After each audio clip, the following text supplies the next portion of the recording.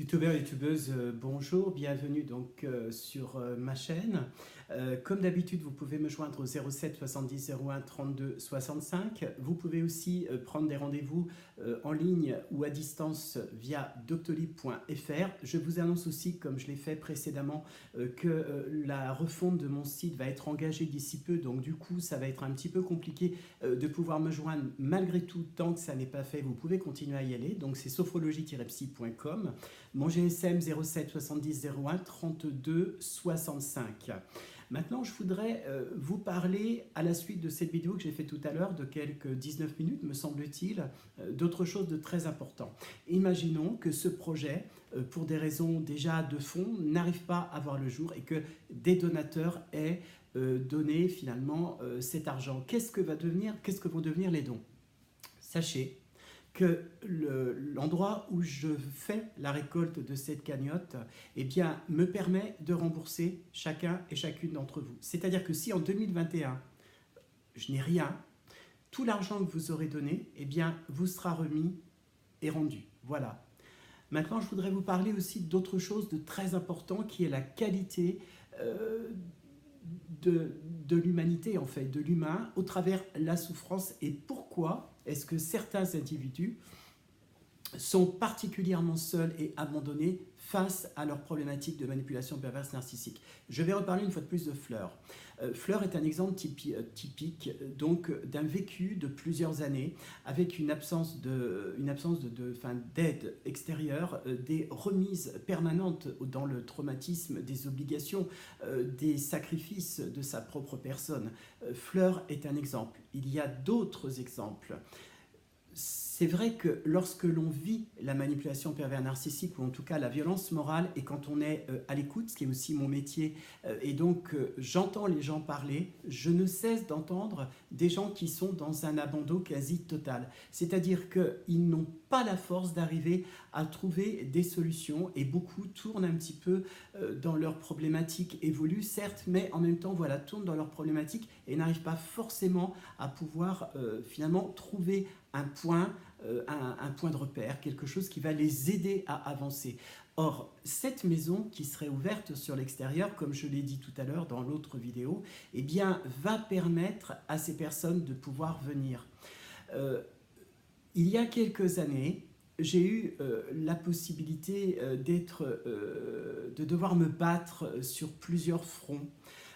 J'ai connu la médiatisation entre 1993 et 1995 et ceci a enclenché d'énormes difficultés dans ma vie personnelle et aussi dans ma vie familiale et m'a conduit finalement à la limite de ce que j'appelle la précarité. C'est-à-dire que finalement cette précarité elle était à la porte de chez moi et durant des semaines j'ai dû faire intervenir des journalistes, prévenir les gens en fait qu'il y avait quelque chose qui était en train de se passer.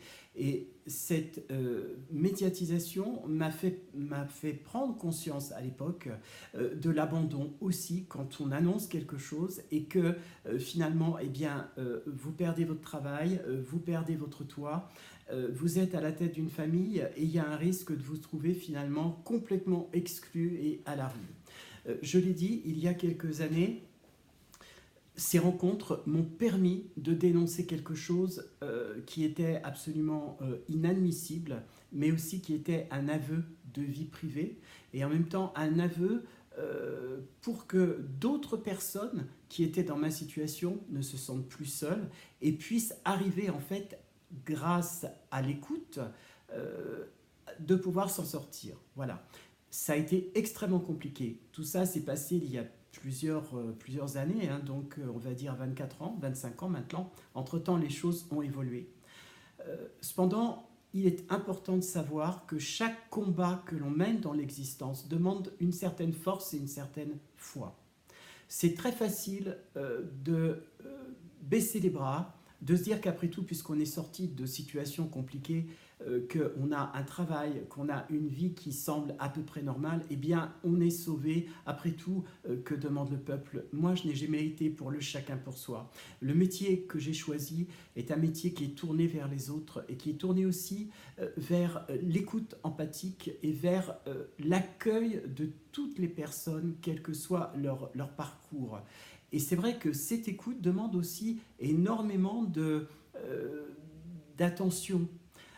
Être capable d'entendre parfois des récits qui sont des récits d'une grande violence, les assimiler en étant suffisamment distant, puisque en tant que thérapeute, on doit être, avoir ce qu'on appelle la juste distance pour éviter justement de ne plus être thérapeute, en tout cas de devenir un petit peu, d'être trop pris dans la problématique.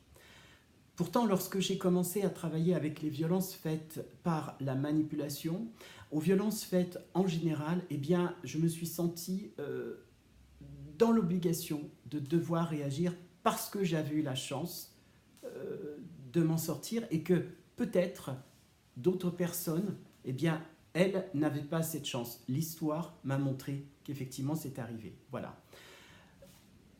Maintenant, je tiens à le dire, cette expérience ne s'est pas faite sans trace, en tout cas physiologique. Et le temps passant, voilà, les choses bien, se réveillent tout doucement.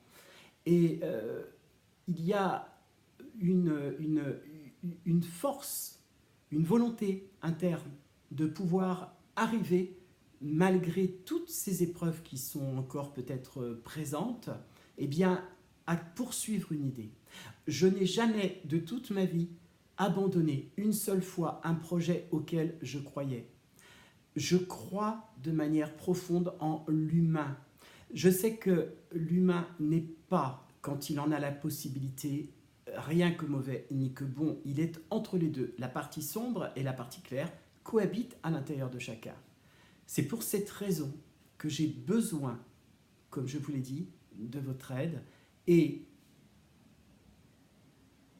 même si je ne suis plus aujourd'hui en mesure, en tout cas, de faire les choses tout seul, que j'ai besoin d'avoir une personne pour m'aider, ou des personnes proches pour m'aider parce que les choses ont changé, parce que c'est difficile et parce que, voilà, je ne veux pas et je ne le souhaite absolument pas baisser les bras. Et pourtant, tout le monde me dit « arrête ton combat ».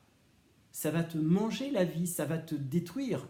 Ça ne m'a pas détruit, je n'ai fait que de belles rencontres. Maintenant, c'est une question de point de vue. Moi, quand je me lève le matin, j'ai l'habitude de me dire « bonjour soleil ». Voilà, c'est une nouvelle journée qui commence. C'est pas toujours évident quand on a de plus en plus de mal à voir le soleil se lever. C'est pas non plus tout à fait évident de regarder les choses et de les voir tout doucement s'effacer. Voilà. Mais d'autres capacités naissent. Et ces capacités sont des capacités qui vont permettre de pouvoir aller de l'avant. Et bien malgré tout cela, lorsque je m'assois dans mon fauteuil et que j'écoute les patients qui viennent me voir, je n'ai pas forcément besoin de les voir aussi clairement que je les voyais avant. Je les entends, je les ressens. Et je sais que de laisser quelque chose se pourrir à l'intérieur de soi-même parce que la solidarité est très compliquée, c'est quelque chose que je ne peux pas accepter et que je ne pourrai jamais accepter. On a dit d'une manière philosophique que la vie ne vaut pas le coup d'être vécue parfois et que la vie vaut le coup d'être vécue à d'autres moments. Moi, je dirais que chaque moment de l'existence est un moment où la force doit être présente, mais ne doit pas nous entraîner dans l'amertume. Cette amertume, en fait, à laquelle je pense, ça pourrait être celle qui fait que les choses deviennent de plus en plus floues, que le soleil, je vais finir par ne sentir plus que sa chaleur, peut-être que... voilà, il y a plein de choses que je pourrais dire, mais en tout cas, je pense que certains d'entre vous l'auront compris. Ça ne m'empêche pas de vouloir continuer. Et j'ai la chance d'être aider à l'intérieur de ma propre existence. J'ai la chance d'avoir des professionnels aussi avec qui je travaille, qui m'encouragent à aller de l'avant, qui m'encouragent dans ce combat et qui finalement me soutiennent aussi par leurs attitudes. Voilà. Alors, j'ai besoin de votre aide pour cette maison. J'ai besoin de votre aide aussi pour pouvoir poursuivre mon combat. J'aimerais vous intégrer d'une certaine façon à ce combat. Et merci pour m'avoir écouté. À très très bientôt. Ciao, ciao.